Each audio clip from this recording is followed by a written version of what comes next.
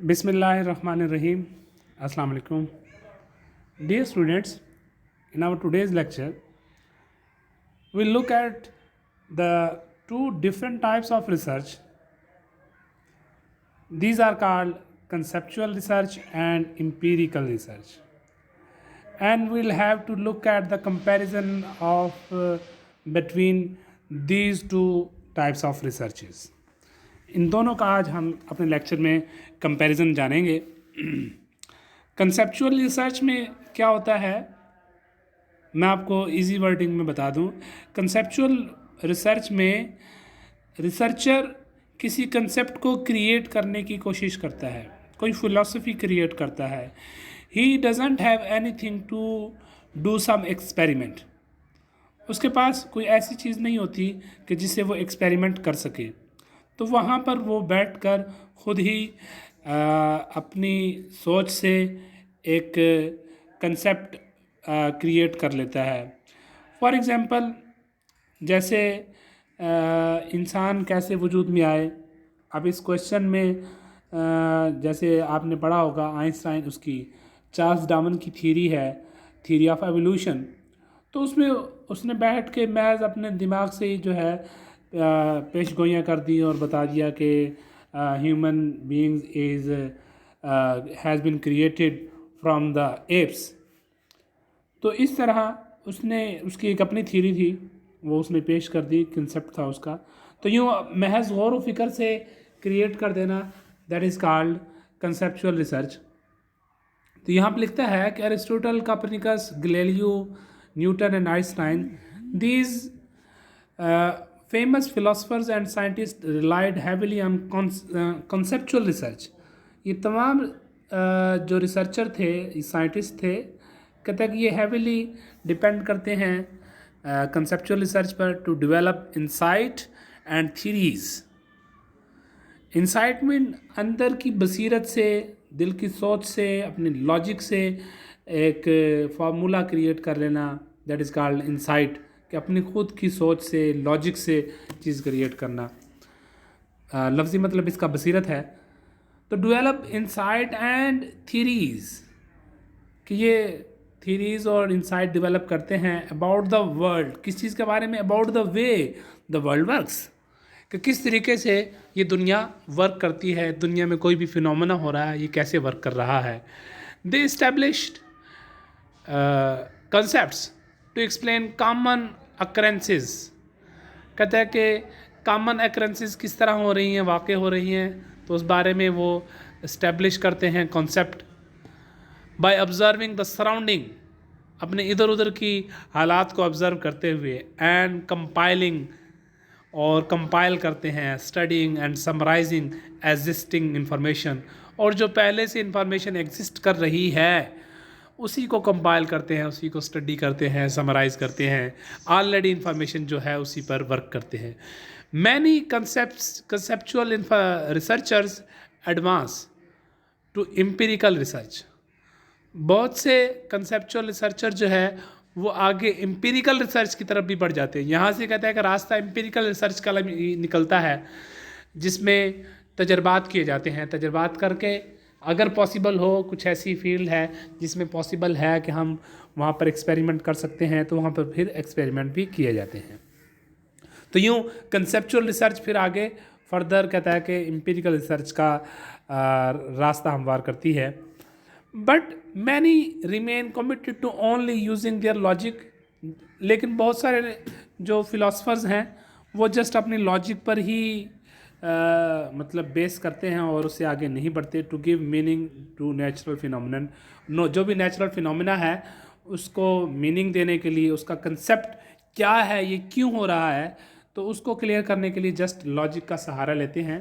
तो यहाँ पर जैसे मेरे माइंड में एक एग्जांपल आ रही है कि पुराना जो कदीम दौर था, ग्रीक एज, तो उस एज में उनका फ़िलासफ़र्स का ये बाहम इख्तलाफ हुआ कि घोड़े के मुंह में कितने दांत होते हैं।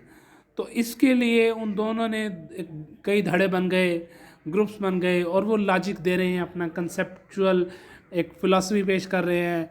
कोई कह रहा है कि इतने दांत होते हैं, कोई किताबें उठा उठा के ला रहा है, तो मुख्तलिफ दलाइल दिए जा रहे हैं।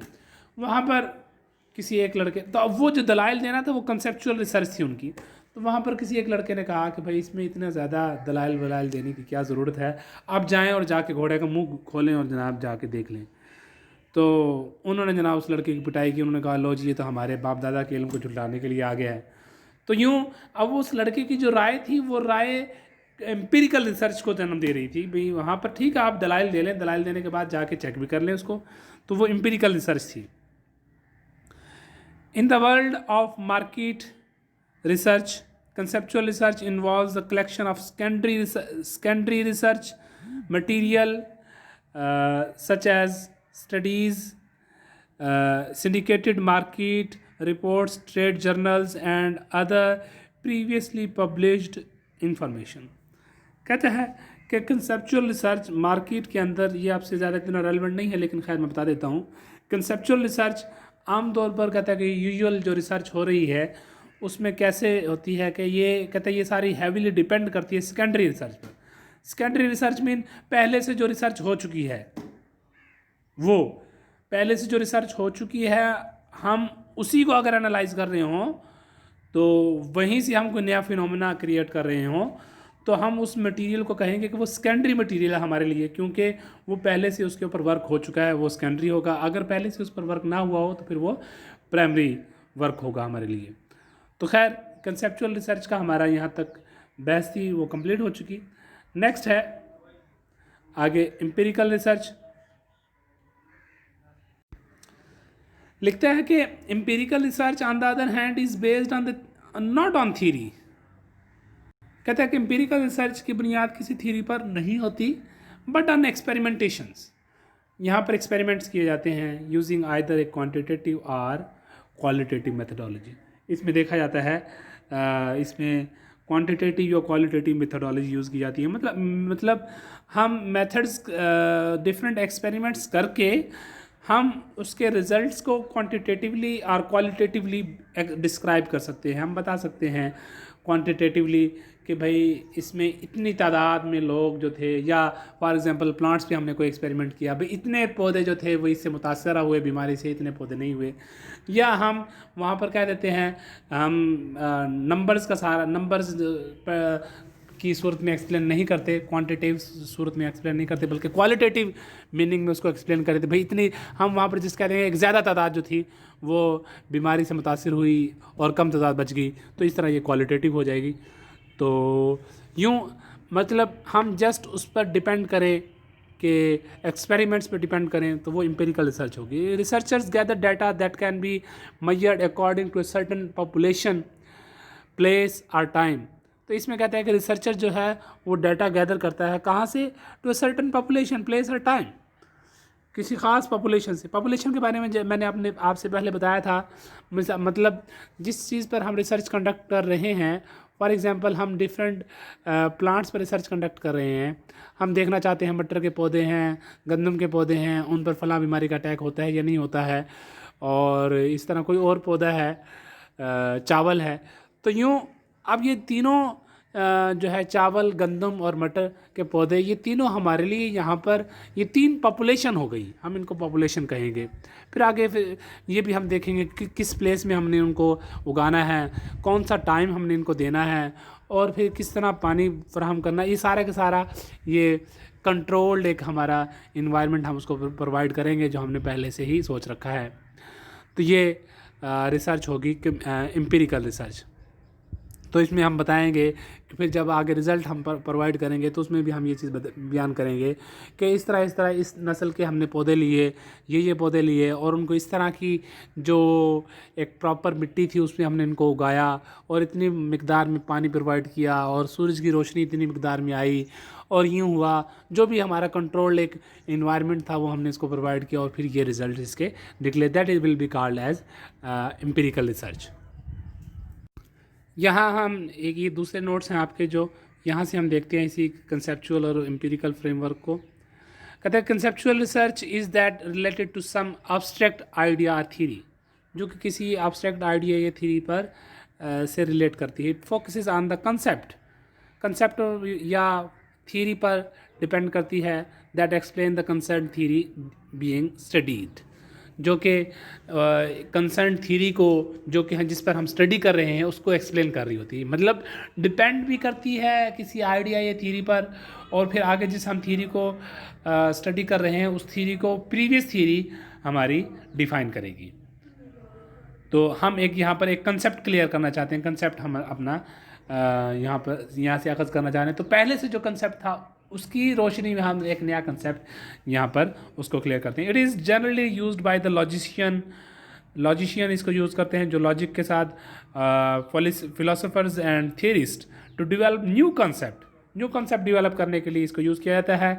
Are again understand the existing ones, या पहले से जो एग्जिस्ट कर रहा है कॉन्सेप्ट उसको अंडरस्टैंड करने के लिए ये थ्योरी ये रिसर्च यूज़ की जाती है। On the other hand empirical research relies on experiment, जबकि दूसरी तरफ एम्पिरिकल रिसर्च जो है वो जस्ट डिपेंड करती है एक्सपेरिमेंट पर और observation alone.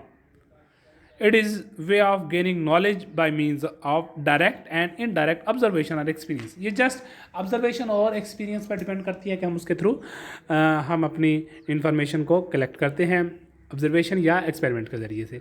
We can also refer it as experimental type of research, हम इसको एक्सपेरिमेंटल टाइप ऑफ रिसर्च भी कह देते हैं। In such a research it is necessary to get facts and data. Firstly कहते हैं कि इसके अंदर पहले से डाटा या फैक्ट्स जो है वो कलेक्ट किया जाता है, देयर सोर्सेज उनके सोर्स को, and then actively engage to doing certain things to stimulate the production of desired information. और फिर डिज़ायर्ड इन्फॉर्मेशन हासिल करने के लिए हम किसी एक्टिविटीज़ में बिज़ी हो जाते हैं, किसी एक्सपेरिमेंट में हम बिज़ी हो जाते हैं और हम फिर उसको देखते हैं कि किस तरीके से वर्क कर रही है, एक्सपेरिमेंट किस तरीके से हुआ, जैसे मैंने पहले आपको पौधों की एग्जाम्पल दी। तो होपफुली आपको आज के हमारा ये लेक्चर अच्छी तरीके से समझ आ गया होगा। इंशाल्लाह नेक्स्ट लेक्चर में नेक्स्ट टॉपिक के साथ हाजिर होंगे, तब तक के लिए अल्लाह हाफिज़।